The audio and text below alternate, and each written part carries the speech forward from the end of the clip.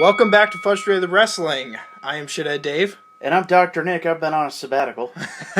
And this one's a little bit of a somber podcast. We're going to talk about the recent firing or release in the World Wrestling Entertainment. Longtime timekeeper Mark Yeaton. I was really shocked by that because he's been there since the 80s. Well, all right, we'll talk about this. That was my big joke at the beginning. I was going to swerve people with the Del Rio shit. But you seem to be very hurt by this. Well, it bothers me because... That does suck, though. 30 years. For somebody that works for a company and has put that much time, that much, loyalty to a company, and then because of mistakes that they've made, they're like, oh, sorry, Mark, we know you've put a lot of years into it. Here's, a boot in the ass.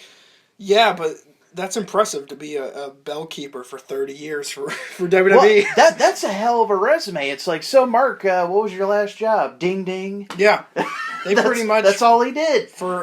They kept all their guys. They kept Finkel, Hebner, and the timekeeper, and it's just like they kept those. They never had to replace that. Yeah, it was always the same people.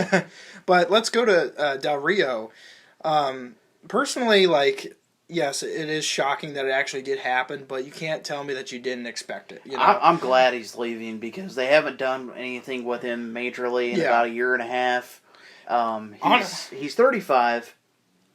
He's rich. He's wealthy as hell. He's wealthy as can be. Yeah. He doesn't really need it. He's got that Spanish money, Yeah, he's got those pesos. His career, I wouldn't say lackluster. But, I liked his character at the beginning. Oh, yeah. Where he came out acting cocky and he had his cars and stuff. Didn't he feud with JBL? Yes. That was perfect because JBL's a racist from Texas. Yeah. And he didn't want Latinos in his country, and it was perfect. So, when it went to, he won the title, I really didn't care. A lot of people forget he did. Yeah, I just didn't care. And it wasn't because of him being a bad champion. Yeah. But they tried to turn him face. Well, that's what I was going to get at, not caring about Del Rio, because I find it very hypocritical about the internet community today. I've seen so many bring back Del Rio posts, and those are from the same people that have said Del Rio sucks, fire him, get him off TV. Yeah, they're like, I'm not going to buy his t-shirts, stuff like that. And they finally do. And I love the direction WWE's going in. Because they're not keeping around, if the Attitude Era was in as bad a shape as nowadays is, they would have first got rid of Blue Meanie, Scorpio. They would have cut their losses and got rid of all the crap. Well, if you remember correctly, a lot of people, they didn't release people back then. It wasn't publicized. They were just there 1 week, and then next week they were not there anymore. Let's talk about that. I was all right, I follow WrestleZone and Wrestling Inc. just like you do, and I'm getting sick of it, honestly. Yeah, because it's so recycled garbage. So negative. They only, they go off negativity. Oh, absolutely. But I read it. I was like, Del Rio gets released. I was like, cool. And then I I had to double take it. I was like, wait a second, that was posted by WWE. Yeah. Could you believe that?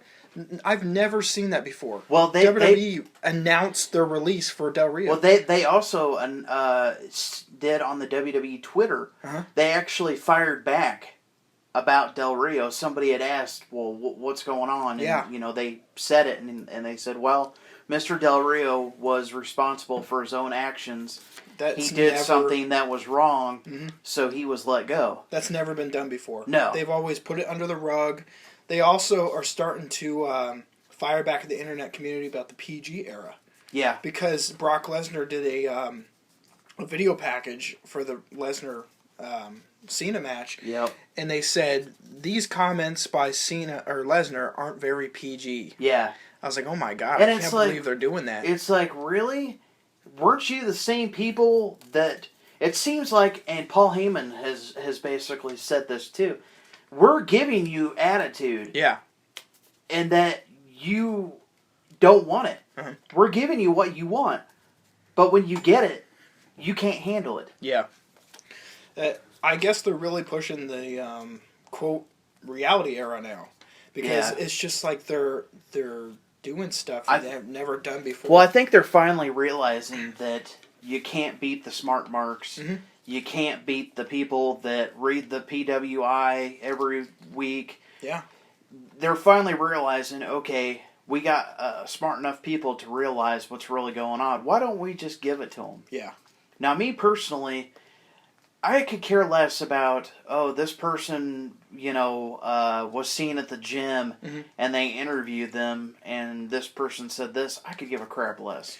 Yeah, but that kind of kills babyface and heel. Now if they ever bring back Del Rio, he's some disrespectful punk. Yeah. And how can you make him a face after that? TNA is supposedly already interested in him too. Well, TNA...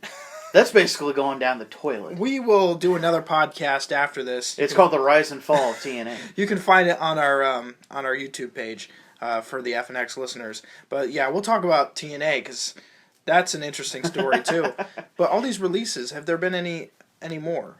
Nothing major. I know there was some releases in the office. NXT. Like there was a lot of people that were either in the business day-to-day operations that were released.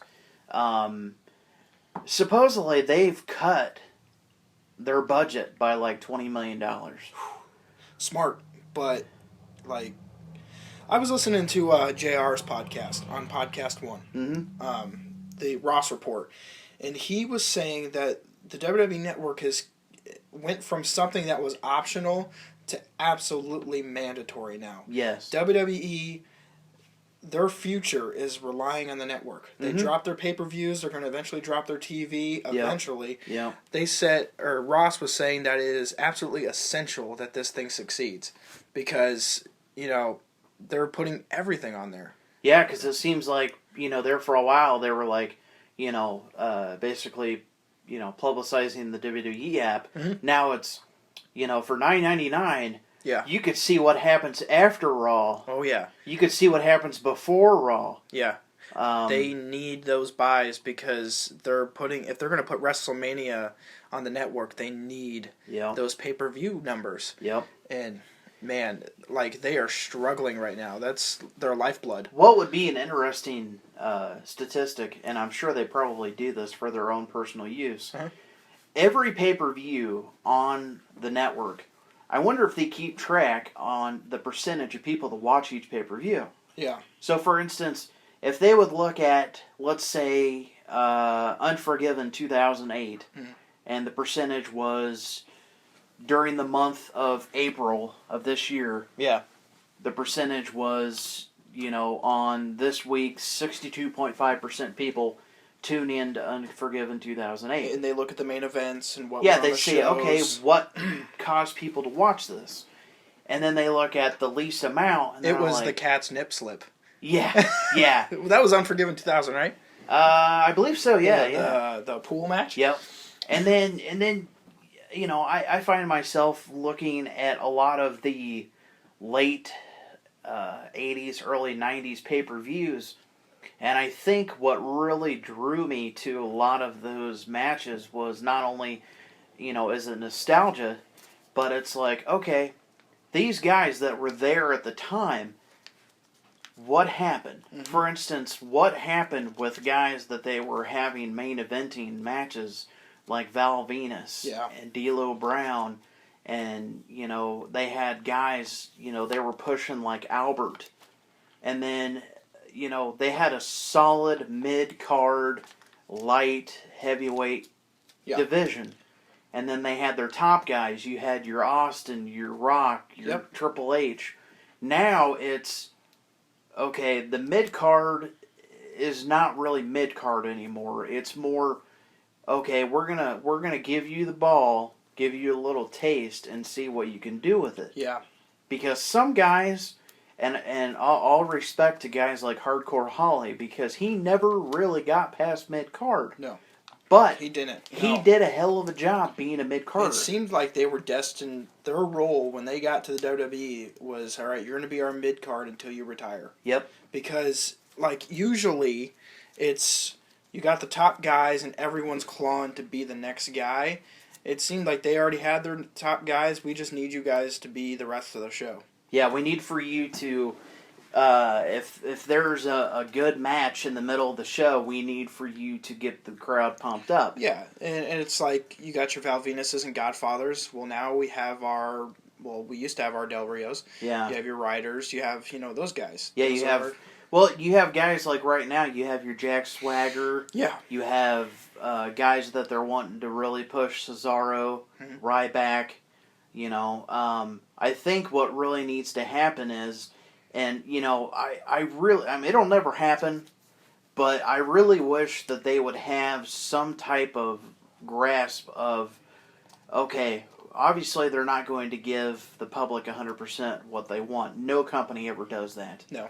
It's just how it is. When I seen a SmackDown from 2002, Vince has always been one of the most outspoken, creative, colorful character. Vince McMahon, not the boss, but Vince McMahon, the character. He came out and Triple H and Hulk Hogan were standing in the ring. This is when Hulk Hogan won the Undisputed Championship from Triple H the night before from The Undertaker's interference. Yeah, 2002. Yeah. Yeah. So, Vince comes out there and says, "Oh, well, wait a minute. Who do you think you are? I know you think you're a big deal, Hogan. I know you think you're big shit. Yeah. But let me explain something to you. I made Hulkamania." Yep. That was the lead-in for Mania 19. Yes. Yeah. So right there, the crowd explodes. People are chanting "asshole." Yeah. The all around. I guess what it is I don't get that. 2004 was about the last year that I actually was excited to tune in to SmackDown and Raw. Yep. Because anymore, and I can't say about it anymore because it's starting to get better. I watched it last Monday. I watched it the Monday before, and it's getting better. It's getting back to its roots. For how long, I don't know. Yeah. But I think that they're finally starting to realize what they need to do to stay on top. Yeah. I don't know. Well, did you see the interview that they had with Scott Steiner? No. At San Diego Comic-Con, they had an interview with Scott Steiner. And basically it was, "Hey, Scott, if WWE signed you to a Legends deal, what would you say?" He said, "Well, my lawyers informed me that the contract for a Legends deal is not worth more than what the paper is written on." Oh, wow. And he flat out said that. So the guy was from Ringside Collectibles, which is a big website that deals with wrestling figures, wrestling merchandise. Yeah. He says, "Well, Scott," he says, if they offered you a deal where you could, either come in and do an appearance, something like that, what would you say?" And he goes, "Well," he says, "y'all know Big Papa Pump." And I'm just like, oh, dear Lord, here we go. He's going to say something. We're not going to know what the hell he's trying to say. Yeah. Luckily, he just ended it with, he's like, it'd be kind of cool to have another action figure. I'm in talks with them doing a classic of me and my brother Rick, with the Michigan jackets, or even the Big Papa Pump, with the chainmail. He said either way it would be kind of cool. My thing is these guys that were top stars in WCW were top stars in WWE. My question is, eventually there's going to be a time where if that person, after the Cena, the guys that are up there, which they're grooming, Roman Reigns, Seth Rollins, Dean Ambrose, Cesaro, stuff like that, Bryan. Eventually, these guys are going to exit. They're going to do something else. They're going to get to that point where Cena's going to pass the torch. Yeah. Where is this influx of new talent? Granted, we have NXT. Yeah. But those guys aren't there yet. No, they need to actually hurry up because I was watching, forgot what it was. It was a Raw or something on the network. It was from the early 2000, around Maven, so 2002. Okay. Yeah. I saw a commercial for Tough Enough. Uh-huh. Guess who I saw? Huh. Jack Swagger. Oh, yeah. He was there in 2002, and he's considered new. Yeah. And just like Punk, yep, you get burnt out. Yeah. You're on the road for 10 plus years. You want to go. Yeah. Regardless of what your status is. Like, they keep saying, all right, keep going. We're going to put you in that spot. Well, I've been here for 10 years and nothing. Yeah. You know? That shocked me. I was like, whoa. Like, how many guys are they on that roster have they stored away for 10 plus years? Well, perfect example of that would be, look at William Regal. Mm-hmm. They've had him for a long time. Now, granted, he's in a position now where he's probably really happy. He's able to groom new stars.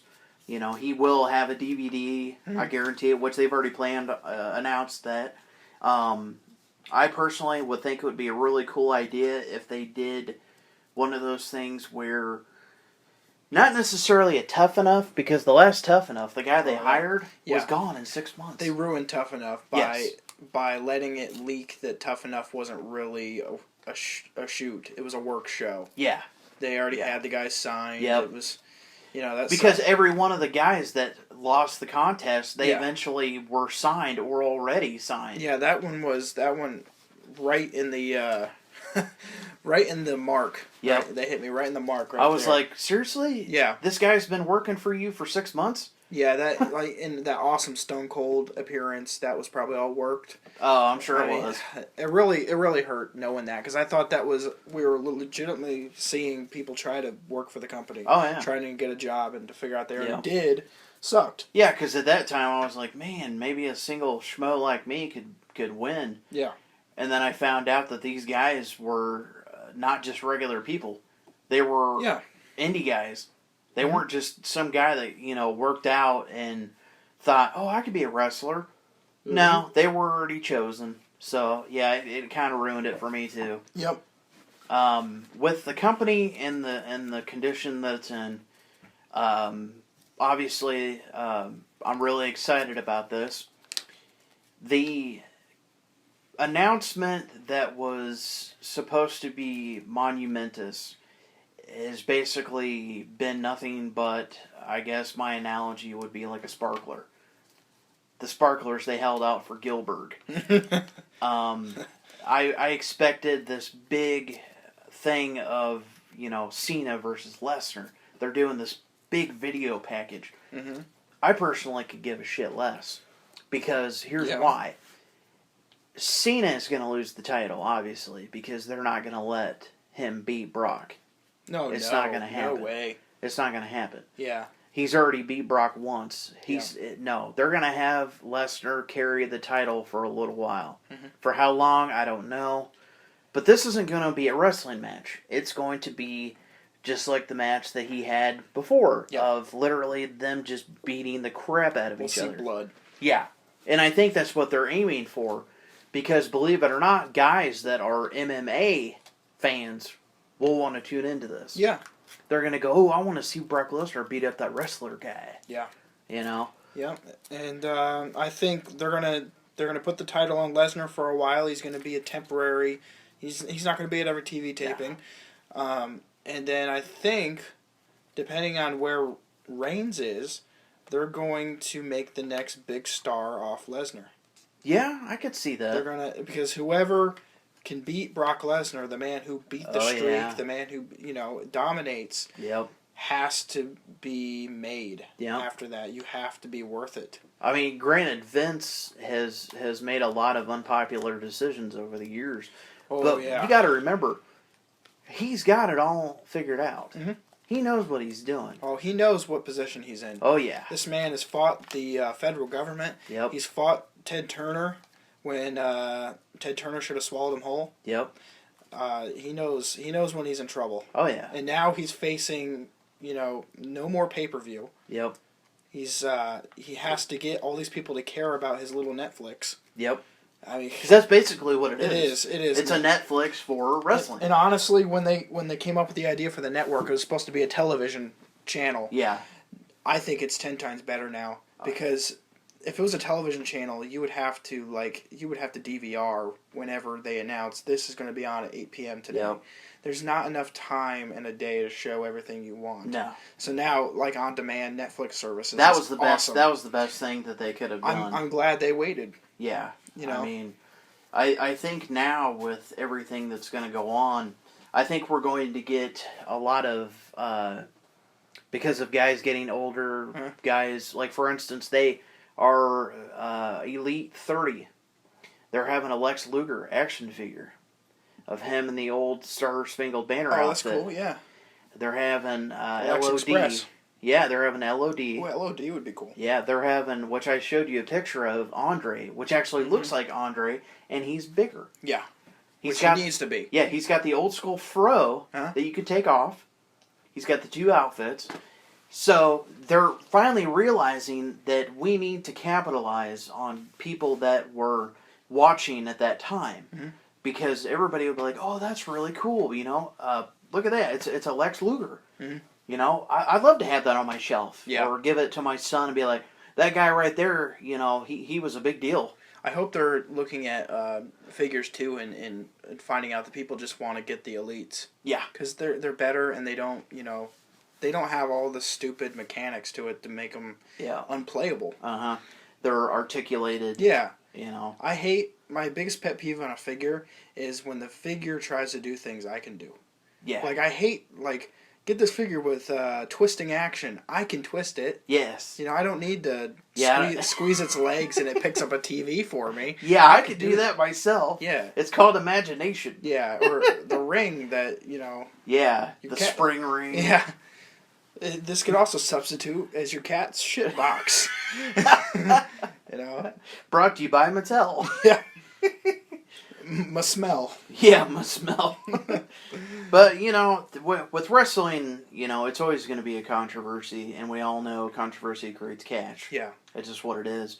There's always going to be unpopular decisions. There's always going to be things that fans don't like. Well, they're hurt now. Yeah. This is the very first time in history that WWE's struggling because of something they did. Yeah, it's not something that we did. They don't have WCW to blame. Yeah, to blame on this. They did it. They put themselves in this hole because they were lame for a good, 10 plus years. Yeah. It had to. It was kind of like holding a poop. Yeah.